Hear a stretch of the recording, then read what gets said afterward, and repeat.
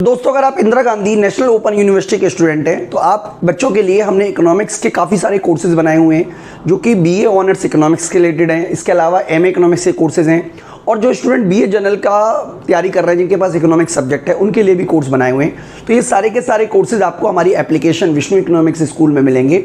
इसके अलावा आपको वहाँ पे यूजीसी नेट, पीजीटी इकोनॉमिक्स, इसके अलावा यूपीएससी और भी तमाम तरीके के कोर्सेज वहाँ पे मिलेंगे। तो अगर आप ये सारे के सारे कोर्सेज को एक्सेस करना चाहें तो आप हमारी एप्लीकेशन जरूर डाउनलोड कर लें। हमारे कोर्स में आपको पीडीएफ नोट्स, टेस्ट सीरीज, इसके अलावा अगर आपकी कोई डाउट है तो लाइव डाउट सेशन भी एप्लीकेशन के माध्यम से ही होता है।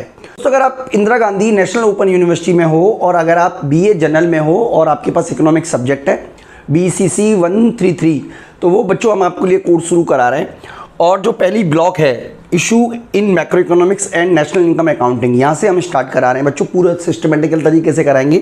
इसके अलावा पीडीएफ नोट्स भी हैं, वो भी आपको अवेलेबल हो जाएंगे हमारी एप्लीकेशन के माध्यम से। तो देखिए, ये हमारा यूनिट 1 है। यूनिट 1 में बेसिकली हमसे जो टॉपिक डिस्कस किया गया है वो देखिए, सबसे पहला जो टॉपिक है introduction in why study macro economics. तो इससे रिलेटेड हमने जो टॉपिक है वो बनाया हुआ है, वीडियो बनाई हुई है जो कि हम इस वीडियो में आपको समझाने वाले हैं। तो पहला जो वीडियो है ये वाली, दिस वीडियो, ये वाली वीडियो को हम इस वीडियो में समझाएंगे। ये हमारी पब्लिक वीडियो है। इसके अलावा अगला जो कंसेप्ट है वो है सर्टेन कंसेप्ट, जिसमें से स्टॉक और फ्लो भी बताना है, short run and long run equilibrium क्या होता है, इकोनॉमिक मॉडल क्या होते हैं, ग्रोथ रेट क्या होता है, इन सब के बारे में हम आपको अगली वीडियो में बनाएंगे जो कि हमारी है सर्टेन इकोनॉमिक्स, सर्टेन कंसेप्ट नाम से। हिस्ट्री ऑफ मैक्रो इकोनॉमिक्स, ये माइक्रो गलत लिख गया है, हिस्ट्री ऑफ मैक्रो इकोनॉमिक्स नाम से हमने एक और वीडियो बनाई हुई है। वो बेसिकली हमने ऐड किया हुआ है, एक्स्ट्रा वीडियो है, ताकि आपका मैक्रो इकोनॉमिक्स को समझने का नज़रिया थोड़ा ब्रॉड हो, इसलिए हमने वो बेसिकली वो वीडियो बनाई है। तो आप वो भी आप एक बार देख सकते हो। इसके अलावा अगर आप जैसे यहाँ पे देख रहे हो, प्रोडक्शन पॉसिबिलिटी कर्व है, इन्फ्लेशन एंड अनएम्प्लॉयमेंट है, बिजनेस साइकिल है, तो ये अलग अलग कंसेप्ट बताए हुए हैं। तो बच्चों, इनमें से ये वाली वीडियो पब्लिक है, बाकी की कुछ वीडियो आपको एप्लीकेशन हमारे मतलब यूट्यूब पे मिल जाएंगी। और सारी की सारी वीडियो अगर आपको एक्सेस करनी है, पूरा का पूरा कोर्स सिस्टमेटिकल तरीके से विद पीडीएफ नोट्स आपको एक्सेस करने हैं, तो आपको हमारा एप्लीकेशन विष्णु इकोनॉमिक्स स्कूल में मिल जाएगा। तो चलिए स्टार्ट करते हैं। अपना पहला जो टॉपिक है वो है इंट्रोडक्शन ऑफ मैक्रो इकोनॉमिक्स। जब आप माइक्रो इकोनॉमिक्स के बारे में सोचते थे तो माइक्रो इकोनॉमिक्स था एक छोटे लेवल पे बात करना या इंडिविजुअल लेवल पे बात करना। जब हम इंटायर नेशन के बारे में बात करते हैं, जब पूरी की पूरी इकोनॉमी के बारे में बात करते हैं, तो उसको मैक्रो इकोनॉमिक्स बोलते हैं। अब फॉर एग्जांपल, बेरोजगारी की जो समस्या है या इन्फ्लेशन की जो समस्या है, वो मेरे घर की प्रॉब्लम तो नहीं है, पूरे के पूरे देश की प्रॉब्लम है। महंगाई की जो रेट है वो पूरे देश को प्रभावित करती है, आपको भी प्रभावित करेगी, मुझे भी प्रभावित करेगी। मेरा यूट्यूब चैनल से मुझे कोर्स लोग खरीद रहे हैं या नहीं खरीद रहे, ये माइक्रो इकोनॉमिक्स की प्रॉब्लम है, ये छोटे लेवल की प्रॉब्लम है। लेकिन अगर मान लीजिए अर्थव्यवस्था में रिसेशन आ जाए तो क्या आप पे प्रभाव नहीं पड़ेगा या मुझ सब पे प्रभाव पड़ेगा? तो जो रिसेशन है, बूम है, ये सारा का सारा मैक्रो इकोनॉमिक्स पे आएगा। यानी कि अगर एक कंपनी डूब जाए तो देश नहीं डूबता, लेकिन देश की अधिकतर कंपनियां अगर डूबेंगी तो डेफिनेटली देश पर इसका बुरा असर पड़ेगा। तो जब हम मैक्रो इकोनॉमिक्स की बात करते हैं तो हमारा जो स्टडी एरिया होता है, जो हमारा इकोनॉमिक इश्यूज को पढ़ने का जो एरिया होता है वो ब्रॉड लेवल पर होता है। तो इसका मतलब ये हुआ कि जब हम ब्रॉड लेवल पे कोई डिसीजन लेते हैं, इकोनॉमी के लेवल पे कोई डिसीजन लेते हैं, पूरे के पूरे होल इकोनॉमी के लेवल पे या इकोनॉमी का दूसरे इकोनॉमी से जो रिलेशन है वो पढ़ते हैं, तो ये मैक्रो इकोनॉमिक्स का सब्जेक्ट मैटर आता है बच्चों। तो मैक्रो इकोनॉमिक्स बेसिकली डील करता है पूरी की पूरी इकोनॉमी होल लेवल पे, यानी कि पूरी की पूरी अर्थव्यवस्था के लेवल पे, पूरी के पूरे इकोनॉमी के लेवल पे डील करता है। तो मैं उम्मीद करता हूं कि आपको मेरी बात समझ में आ गई होगी। सिंपल शब्दों में समराइज करने की कोशिश करूं तो मैं आपको यह कह सकता हूं कि मैक्रो इकोनॉमिक्स क्या है। तो मैक्रो इकोनॉमिक्स जो है वो ब्रांच है इकोनॉमिक्स की, जिसका सब्जेक्ट एरिया जो होता है वो इंटायर इकोनॉमी होता है, और इकोनॉमी का पूरी इकोनॉमी के लेवल पे या एग्रीगेट लेवल पे जो डिसीजन मेकिंग करता है उसी को हम मैक्रो इकोनॉमिक्स कहते हैं। तो बच्चों, मैक्रो इकोनॉमिक्स और माइक्रो इकोनॉमिक्स में डिफरेंस तो हम ऑलरेडी कर चुके हैं, लेकिन एक बार मैं आपको फिर से छोटे शब्दों में समझा देता हूं। ज़्यादा डिटेल में मैं आपको नहीं कराऊंगा ये वाला टॉपिक, लेकिन आने वाले वक्त में जो हमारा डिटेल होगा वो हम आपको कराएंगे। तो बेसिकली बात करें तो माइक्रो इकोनॉमिक्स जो होता है उसका बेसिक जो एरिया होता है वो इंडिविजुअल यूनिट होता है। अब इंडिविजुअल यूनिट जैसे मान लीजिए कार इंडस्ट्री है, कार इंडस्ट्री एक इंडिविजुअल यूनिट है, वो इकोनॉमी को रिप्रेजेंट नहीं करती। लेकिन अगर इंडस्ट्रियल प्रोडक्शन देखोगे, आईआईपी देखोगे, तो आईआईपी एक इंडेक्स है जो सभी उद्योगों की परफॉर्मेंस को बता रहा है। यानी कि इसका मतलब ये हुआ कि जब हम आईआईपी की बात करते हैं तो वो मैक्रो इकोनॉमिक्स में आ जाएगा, क्योंकि आईआईपी, अगर मान लीजिए आईआईपी इंडेक्स गिर रहा है, इसका मतलब ये हुआ कि अर्थव्यवस्था में उद्योग गिर रहे हैं। और अगर मान लीजिए कार उद्योग में फॉल आ रहा है तो इसका ये मतलब नहीं होता कि पूरी की पूरी इकोनॉमी में फॉल आ रहा है। तो अगर हम कार इंडस्ट्री की स्टडी करेंगे तो वो माइक्रो इकोनॉमिक्स का सब्जेक्ट मैटर है, और अगर इंडस्ट्रियल सेक्टर को स्टडी करेंगे तो वो माइक्रो इकोनॉमिक्स का सब्जेक्ट मैटर है। माइक्रो इकोनॉमिक्स का जो बेसिक फोकस होता है बच्चों, वो ये डिटरमाइन करना होता है कि किसी गुड्स का, किसी सर्विसेज का प्राइस कितना रहा, यानी कि प्राइस डिटरमाइन करना, डिमांड एंड सप्लाई के फोर्सेस के द्वारा किसी गुड्स का, किसी फैक्टर का प्राइस डिटरमाइन करना ही माइक्रो इकोनॉमिक्स का सब्जेक्ट मैटर है। जबकि मैक्रो इकोनॉमिक्स का जो सब्जेक्ट मैटर होता है बच्चों, वो नेशनल इनकम होता है, आउटपुट होता है, देश में रोजगार का स्तर कितना होगा, ये मैक्रो इकोनॉमिक्स है। लेकिन किसी, देखिए सिंपल शब्दों में कहें तो माइक्रो इकोनॉमिक्स ये डिसाइड करने का काम करता है कि देश में किसी भी गुड्स का प्राइस लेवल क्या होगा या किसी फैक्टर का प्राइस क्या होगा। टीचर को कितनी सैलरी मिलेगी, वकील को कितनी सैलरी मिलेगी, डॉक्टर को कितनी सैलरी मिलेगी, ये उसकी डिमांड एंड सप्लाई के फोर्सेस डिसाइड करते हैं, और ये माइक्रो इकोनॉमिक्स का सब्जेक्ट मैटर है। जबकि मैक्रो इकोनॉमिक्स में वेज लेवल की बात करेंगे, इंटायर वेज लेवल बढ़ रहा है या घट रहा है। इसी तरीके से एम्प्लॉयमेंट की बात करेंगे, नेशनल इनकम की बात करेंगे। तो ये सारे के सारे सब्जेक्ट मैटर बच्चों मैक्रो इकोनॉमिक्स के होते हैं। इसके अलावा अगर हम बात करें तो टूल्स की बात करें तो डिमांड एंड सप्लाई टूल्स है मैक्रो इकोनॉमिक्स के और माइक्रो इकोनॉमिक्स के। और मैक्रो इकोनॉमिक्स की बात करें तो डिमांड एंड सप्लाई तो टूल नहीं होते, बल्कि एग्रीगेट डिमांड और एग्रीगेट सप्लाई टूल होते हैं। एग्रीगेट डिमांड का मतलब है demand of goods by of all commodity and services, and इसी तरीके से एग्रीगेट सप्लाई का मतलब है जितनी भी गुड्स एंड सर्विसेज हैं सभी का आउटपुट जो है वो एग्रीगेट सप्लाई कहलाता है। तो बच्चे ये आपको समझना है। इसके अलावा एग्जांपल की बात करें, डिमांड सप्लाई कॉस्ट होता है माइक्रो का, मैक्रो का होता है नेशनल इनकम इन्फ्लेशन।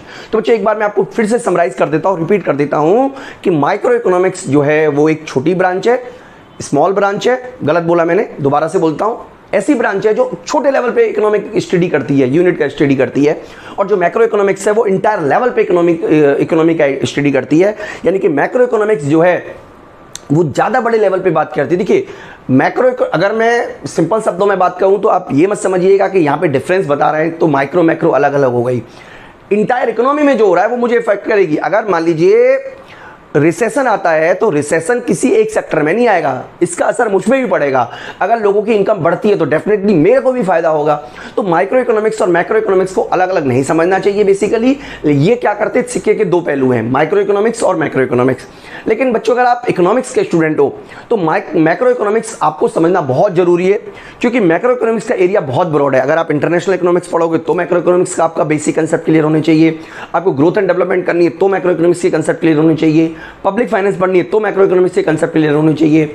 इसीलिए मैं आपसे कहूंगा कि आप मैक्रो इकोनॉमिक्स का जो पूरा का पूरा यूनिट है या पूरा का पूरा कोर्स है या पूरी की पूरी बुक है उसको अच्छी तरीके से करें, ताकि आप फर्दर, देखिए अगर आप हायर स्टडी पे जाना चाह रहे हैं, आप पीजीटी की तैयारी कर रहे हैं या इस तरीके की कोई हायर लेवल की तैयारी कर रहे हैं, तो आपको जरूर इन चीज़ों को करना चाहिए। और बच्चों मैं आपकी पूरी मदद करने की कोशिश करूंगा, और यही सारा काम मैं आपको अपने यूट्यूब के माध्यम से भी कर रहा हूं। हालांकि हमारी एप्लीकेशन भी है और वहां पर भी आपको ये वीडियो मिलती होंगी। तो बच्चों इसके अलावा हम बात करें कि मेजर इश्यूज क्या हैं, आखिरकार मैक्रो इकोनॉमिक्स में कौन कौन से इश्यूज हैं जो मैक्रो इकोनॉमिक्स में कंसीडर किए जाते हैं। देखिए मैक्रो इकोनॉमिक्स के इशू की अगर हम बात करें तो सबसे पहला आता है लॉन्ग रन इकोनॉमिक ग्रोथ। किसी भी इकोनॉमी का जो मेजर ऑब्जेक्टिव होता है वो लॉन्ग रन ग्रोथ को अचीव करना होता है। बिना ग्रोथ के कोई भी देश अपने यहाँ पर जीडीपी के लेवल को नहीं बढ़ा पा रहा है, इसका मतलब देश विकास ही नहीं कर रहा है, समृद्धि ही नहीं कर रहा है, ग्रोथ ही नहीं कर रहा है। तो उसके लिए क्या जरूरी है, सबसे पहला है ग्रोथ ऑफ लेबर फोर्स, यानी कि देश के अंदर जो लेबर फोर्स है जिसको हम एन बोलेंगे वो बढ़नी चाहिए। साथ ही साथ कैपिटल फॉर्मेशन होना चाहिए और टेक्नोलॉजी आनी चाहिए। तीन बच्चों बेसिक जरूरतें। देखिए दो तरीके की इकोनॉमी होती है, एक तो होती है स्टैटिक इकोनॉमी, एक डायनामिक इकोनॉमी। तो ये तीनों विशेषता डायनामिक इकोनॉमी की है। स्टैटिक इकोनॉमी में ग्रोथ पॉसिबल नहीं है, डायनामिक इकोनॉमी में ही ग्रोथ पॉसिबल है। अगर कोई देश अपना यहाँ पे पॉपुलेशन नहीं बढ़ती है, अगर टेक्नोलॉजी नहीं बढ़ती है, अगर कैपिटल फॉर्मेशन नहीं होता, जो कमाया सब खा गए, तो इसका मतलब है आपका ग्रोथ होगा ही नहीं। देखिए जितने भी देश हैं, जितने भी बड़े बड़े अमीर देश हैं, सब ने कहीं ना कहीं कैपिटल फॉर्मेशन के दम पे ही सारा का सारा ग्रोथ किया है। तो अगर आप मुझसे ग्रोथ एंड डेवलपमेंट पढ़ोगे, मान लीजिए पढ़ते हो, तो आपको ये सारे के सारे मॉडल में हम आपको यही बताएंगे कि बेसिकली जितने भी मॉडल हैं वो इन तीन वजह से ही जिन्होंने ग्रोथ को पाया है, अचीव किया है, जितने भी ग्रोथ मॉडल हैं वो सब यही बेसिकली बताने की कोशिश करेंगे। इसके अलावा बच्चों इकोनॉमी में देखिए बिजनेस साइकिल आते रहते हैं और कोई नहीं रोक पाएगा, कोई माई का लाल नहीं रोक सकता बिजनेस साइकिल आने से। डिमांड सप्लाई के forces, aggregate demand aggregate supply के फोर्सेज इस तरीके से मूवमेंट करते हैं कि रिसेशन के बाद रिकवरी आएगी ही आएगी, रिकवरी के बाद बूम आएगा ही आएगा, बूम के बाद फिर से रिसेशन आएगा। इकोनॉमी, हाँ देखिए गवर्नमेंट का बड़ा इफेक्टिव रोल है, मैं उसके बारे में भी हम बात करेंगे। गवर्नमेंट का रोल है कि जितना रिसेशन कम समय के लिए आए उतना अच्छा, यानी कि ऐसा नहीं है कि रिसेशन गवर्नमेंट रोक पाएगी, वो नहीं रोक पाएगी, लेकिन 20 साल 25 साल 50 साल ना आके छोटे छोटे गैप आए। देखिए इकोनॉमी में गवर्नमेंट का जो रोल आता है वो ये आता है, इस तरीके की फिक्सेशन आएगा तो खतरनाक रहेगा, बल्कि फिक्सेशन इस तरीके का आना चाहिए, छोटे छोटे फिक्सेशन होने चाहिए जिससे कि अर्थव्यवस्था को ग्रोथ मिलती रहे। तो यहीं पे बच्चों ये बताने की कोशिश की गई है कि जब एक देश बूम आता है, जब एक, देखिए बिजनेस साइकिल भी हम एक अलग चैप्टर पढ़ाएंगे, फिलहाल आप ये समझ लीजिए कि किसी भी अर्थव्यवस्था में जो सबसे पहले मान लीजिए कोई देश हाई पीक पर है, तो हाई पीक के बाद उसको बूम बोलेंगे, बूम के बाद उसमें क्या होगा, रिसेशन आएगा, रिसेशन आएगा उसके बाद रिकवरी होगी, सॉरी रिसेशन आएगा, रिसेशन बढ़ता चला जाएगा तो डिप्रेशन आएगा, डिप्रेशन आएगा तो रिकवरी आएगी, रिकवरी आएगी तो फिर से बूम आएगा। तो इस तरीके का इकोनॉमी चलती रहती है बच्चों। यानी कि मैं अगर आपको एक अलग से पेज पे बना देता हूँ एक बार डायग्राम,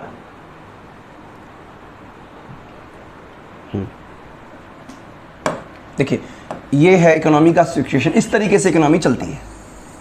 मान लीजिए मैं इसको फुल एम्प्लॉयमेंट मान लेता हूँ, इसको फुल एम्प्लॉयमेंट मान लेते हैं,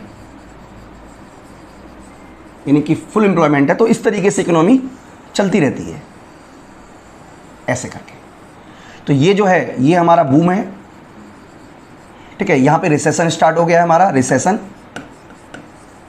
ये डिप्रेशन, डिप्रेशन के बाद रिकवरी, और रिकवरी के बाद फिर से बूम आएगा। तो बच्चों यही इकोनॉमी है, ये जो चलती रहती है, इकोनॉमी का ग्रोथ होता रहता है और इकोनॉमी आगे बढ़ती रहती है। इसके अलावा मैक्रो इकोनॉमिक्स में आप इसको भी पढ़ोगे, और भी मैक्रो इकोनॉमिक्स में एम्प्लॉयमेंट एंड अनएम्प्लॉयमेंट। तो बच्चों आप जानते ही होंगे, एम्प्लॉयड वो व्यक्ति होता है जो रोजगार में है, और अनएम्प्लॉयड वो होता है जिसको काम चाहिए पर वो काम नहीं मिल पा रहा है। एम्प्लॉयमेंट एंड अनएम्प्लॉयमेंट के एम्प्लॉयमेंट थ्योरी पे ही पूरा माइक्रो इकोनॉमिक्स टिका हुआ है। आप चाहे क्लासिकल इकोनॉमिक्स देखोगे, चाहे केंजियन देखोगे, चाहे मॉनेटरिस्ट देखोगे, सभी का पूरा फोकस ये है, वो है एम्प्लॉयमेंट के लेवल को किस तरीके से अचीव किया जाए या अनएम्प्लॉयमेंट की समस्या को किस तरीके से दूर किया जाए, उसके बारे में बच्चों हम डिटेल में डिस्कस करेंगे। तो यही चीज़ें हमें आने वाले वक्त में पढ़नी है, यही हम आपको समझाने की कोशिश कर रहे हैं कि आखिरकार कौन कौन सी चीज़ें हैं जो हमारे को फोकस एरिया रहेगा। फिलिप्स कर भी इसी के अंदर आएगा, जिन्होंने अनएम्प्लॉयमेंट और इन्फ्लेशन में रिलेशन बताया। इसके अलावा मॉनेटरिस्ट ने कैसे इसको सजेशन दिया, न्यू केंजियन इकोनॉमिक्स क्या कहते हैं, ये सब के बारे में हम डिस्कस करेंगे आने वाले वक्त में। इन्फ्लेशन की बात करते हैं बच्चों, इन्फ्लेशन क्या होता है ये भी आप जानते होंगे। महंगाई जो है, इन्फ्लेशन जो है, वो भी मैक्रो इकोनॉमिक्स का सब्जेक्ट मैटर है, क्योंकि जब इन्फ्लेशन आता है तो बहुत से लोगों को नुकसान होता है, कुछ लोगों को फायदा होता है, लेकिन इकोनॉमी को क्या असर पड़ता है। देखिए इन्फ्लेशन अगर 2% है, 4% है तो इकोनॉमी के लिए पॉजिटिव माना जाता है, लेकिन अगर 20%, 25%, 50% इन्फ्लेशन रहेगी तो कोई भी अर्थव्यवस्था डूब सकती है। ठीक है, बहुत सारे दोस्त ऐसे भी हैं जिन्होंने हाइपर इन्फ्लेशन का सामना किया। अभी आप देखिए हमारे पड़ोस में श्रीलंका है, श्रीलंका की स्थिति इतनी खराब हो चुकी है कि वहाँ पर इन्फ्लेशन का जो रेट है वो बहुत हाई है। 300 रुपये किलो प्याज मिल रही है, 500 रुपये किलो पेट्रोल मिल रहा है। तो ये सब इन्फ्लेशन को ही दिखा रहा है, और इन्फ्लेशन जो है वो किसी भी अर्थव्यवस्था को, किसी भी इकोनॉमी को तबाह करने का काम करती है, इनकम डिस्ट्रीब्यूशन पे असर डालती है। और कंट्रोल इन्फ्लेशन सही है, तो इन्फ्लेशन किस तरीके से गवर्नमेंट पॉलिसी की वजह से ही आती है। कई बार गवर्नमेंट पॉलिसी इस तरीके का खतरनाक डिसीजन लेती है जिसकी वजह से इन्फ्लेशन आता है। तो बच्चों ये सब हम इसमें आने वाले वक्त में इस सबको बारे में पढ़ाएंगे। इसके अलावा इंटरनेशनल इकोनॉमिक्स है बच्चों, इंटरनेशनल इकोनॉमिक्स भी मैक्रो इकोनॉमिक्स का ही एक पार्ट है। हालांकि जब आप मुझसे पढ़ोगे तो मैं आपको इंटरनेशनल इकोनॉमिक्स एक अलग सब्जेक्ट मैटर में पढ़ाऊंगा, एक अलग चैप्टर में, अलग यूनिट के हिसाब से पढ़ाऊंगा। लेकिन इंटरनेशनल इकोनॉमिक्स बेसिकली एक देश का देशों दूसरे देशों के साथ क्या रिलेशन है, किस तरीके का ट्रेड हमारे यहाँ आता है, किस तरीके से हम व्यापार करते हैं, क्या क्या थ्योरीज हैं, ये सब का सब हमें पढ़ना पड़ेगा। और बेसिकली इंटरनेशनल से रिलेटेड हमारे साथ कई समस्या आती है। अब इंडिया में फॉरेन एक्सचेंज रेट अगर हम बात करें तो $1 80 रुपये का हो गया है। क्या आपको प्रभावित नहीं करेगा? ये करेगा, डेफिनेटली करेगा, मुझे भी प्रभावित करेगा। प्रभावित ये करेगा कि अब हम जब पेट्रोल खरीदने जाएंगे वो महंगा मिलेगा, अब हम अगर कोई मान लीजिए मोबाइल फ़ोन खरीदेंगे वो महंगा मिलेगा। महंगाई बढ़ेगी देश में, और जब महंगाई बढ़ती है तो किसी भी देश की ग्रोथ इससे इफेक्टेड होती है। तो ये सब चीज़ें हमें डिस्कस करनी है आने वाले वक्त में। इसके अलावा गवर्नमेंट की कई सारी मॉनेटरी एंड फिस्कल पॉलिसीज़ होती हैं। मॉनेटरी पॉलिसी क्या होती है बच्चों, ये भी आपको पता ही होगा, मैं आपको फिर से बता देता हूँ। ये पॉलिसी होती है जो आरबीआई द्वारा यूज़ की जाती है। आरबीआई मतलब हर देशों की अलग अलग सेंट्रल बैंक होंगी, तो जिस देश की भी सेंट्रल बैंक है वो इस पॉलिसी को यूज़ करती है। और ये पॉलिसी जो है वो बेसिकली क्रेडिट को इफेक्टेड करती है, और मॉनेटरी फिस्कल पॉलिसी भी आप जानते होंगे, फिस्कल पॉलिसी गवर्नमेंट की पॉलिसी होती है, ये पूरी की पूरी इकोनॉमी को इन्फ्लुएंस करती हैं। तो ये भी बच्चों हमारा एक तरीके से हमारा आप कह सकते हो एक तरीके से मेजर मैक्रो इकोनॉमिक्स इश्यूज हैं ये हमारे, जो हम आपसे डिस्कस कर रहे हैं, जो हमने आपसे डिस्कस किए बच्चों। इसके अलावा अगर हम बात करें कि आखिरकार हमें क्या क्या स्कोप्स हैं, स्कोप का मतलब है एरियाज़, कि क्या क्या चीज़ें हमें मैक्रो इकोनॉमिक्स में पढ़नी पड़ती हैं, वो इश्यूज़ थे। इश्यूज़ का मतलब है कौन कौन सी समस्याओं का सामना हमें करना पड़ रहा है। यहाँ पे वह है कि कौन कौन सा फील्ड एरिया है, तो आपको क्या क्या पढ़ना पड़ेगा। नेशनल इनकम अकाउंटिंग, यानी कि देश में राष्ट्रीय आय किस तरीके से निकाली जाती है, कौन कौन से मेथड है, क्या क्या इम्पैक्ट पड़ता है, किस तरीके से कैलकुलेशन होती है, ये सब आपको मैक्रो इकोनॉमिक्स में पढ़ना चाहिए। इसके अलावा थ्योरी ऑफ एम्प्लॉयमेंट, यानी कि किस तरीके की एम्प्लॉयमेंट है, एग्रीगेट डिमांड का लेवल क्या है, एग्रीगेट सप्लाई क्या है, कंजम्पशन के बारे में अलग अलग इकोनॉमिक्स ने क्या क्या, सेविंग के बारे में अलग अलग इकोनॉमिक्स ने क्या कहा। थ्योरी ऑफ मनी भी आपको पढ़नी पड़ेगी, यानी कि मनी के बारे में, ठीक है, मनी डिटरमाइन कैसे होती है, किस तरीके की सप्लाई होती है, ये सब आपको स्टडी करना है। इसके अलावा जनरल प्राइस लेवल किस तरीके से डिटरमाइन होता है, इन्फ्लेशन वगैरह के बारे में आपको पढ़ना पड़ेगा। तो ये सारे के सारे बच्चों सब्जेक्ट मैटर हैं, और ये सब आपको एप्लीकेशन के थ्रू भी मिल जाएंगे और यूट्यूब के थ्रू भी मिल जाएंगे बच्चों। काफ़ी सारी वीडियो यूट्यूब पे भी रहेंगी, एप्लीकेशन पे भी रहेंगी। Growth and development, business cycle, ये सब हम आपसे डिटेल डिस्कस कर चुके हैं। Theory of international trade, budgetary deficit and physical policy, international interest rate and monetary policy. देखिए ISLM जो होता है वो यही डिसाइड करने का तो काम करता है जो आपको पढ़ना है। तो बच्चों इस वीडियो में तो मैं आपको इतना ही करा रहा हूँ। बेसिकली हमें जो समझाना था वो आपको यही समझाना था कि कौन कौन सब्जेक्ट मैटर हैं। डिटेल आपको पता ही है, सब कुछ आपको नॉर्मली सारी बातें हमने बता दी हैं। एक और वीडियो हम बनाएंगे मैक्रो इकोनॉमिक्स में ही कि आखिरकार मैक्रो इकोनॉमिक्स की हिस्ट्री क्या है। हिस्ट्री का मतलब क्या है, स्टेप बाय स्टेप हम समझेंगे कि आखिरकार अलग अलग समय पर अलग अलग लोगों के किस तरीके से विचार बदले हैं इकोनॉमी के बारे में। और वो वीडियो बेसिक वीडियो रहेगी बच्चों, जो आपको ज़रूर समझनी चाहिए। और वो वीडियो अगर आपके कोर्स में नहीं है तो भी मैं उसे ऐड इसलिए करूंगा ताकि आपका मैक्रो इकोनॉमिक्स का कंसेप्ट जो है वो मजबूत रहे। तो आप वो वीडियो जरूर देख लीजिएगा। इस वीडियो में इतना ही, थैंक यू।